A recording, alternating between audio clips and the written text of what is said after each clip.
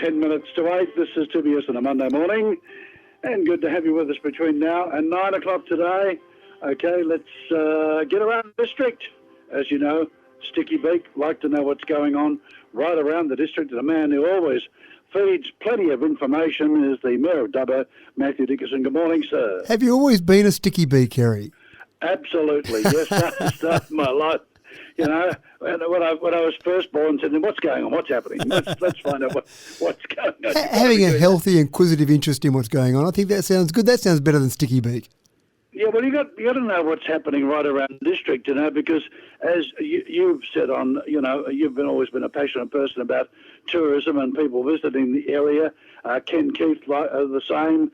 Phyllis Miller's the same. Of course, all the mayors, and Fergo at Blaney and Bill West at Cowra.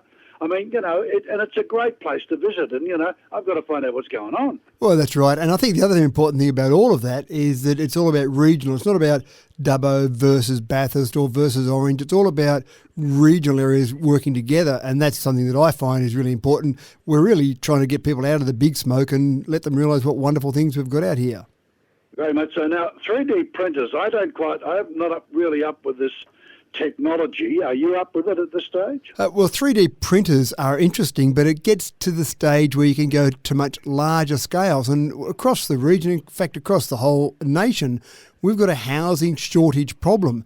And so one of our councillors brought forward to council the idea of doing a 3D printed home trial. And this is happening overseas. I know over in the Netherlands, for example, there's people who are living in 3D printed homes. They're paying rent on 3D printed homes. There are people in America who are starting to do whole neighbourhoods of 3D printed homes. It's not really happening in Australia at this stage, but because we need to produce homes quicker and we need to have more places for people to live, one of our councillors, Matt Wright, brought that to council. So a council approved the idea of allocating a couple of blocks of land specifically for 3D printed homes.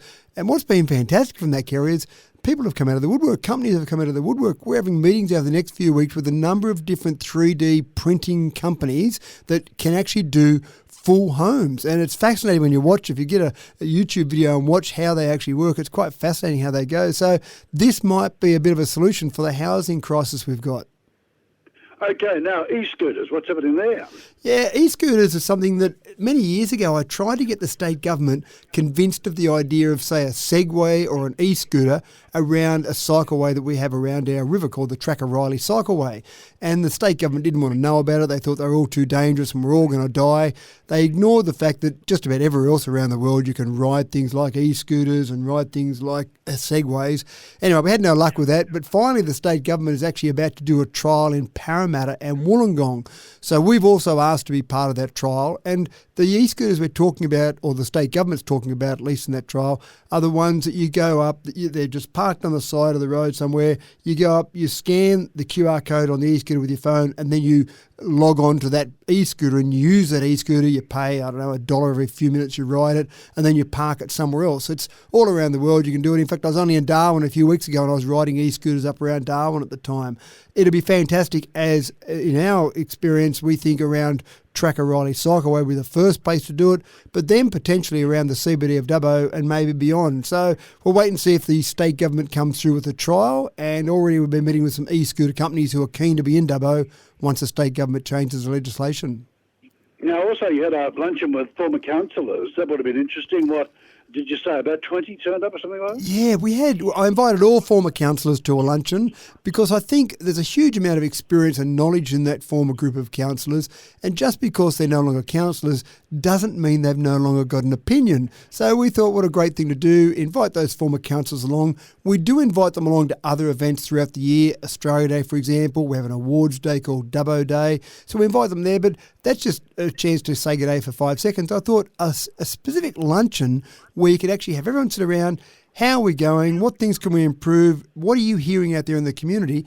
And I really enjoyed it. It was absolutely fantastic. We had councillors there who'd served on council way back in the 70s. One councillor served under the Local Government Act of 1919. So there was a huge amount of experience there and just a variety of opinions. So I really enjoyed it. And I think those councillors, those former councillors, enjoyed the fact that someone actually still cared what they had to say.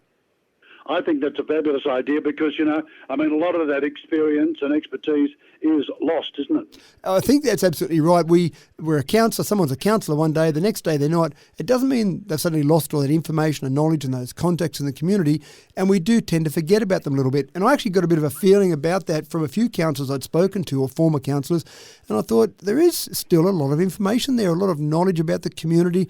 Why don't we tap into that knowledge, and why don't we use that knowledge? And again, let's listen to what they've got to say. And they had lots of things to say.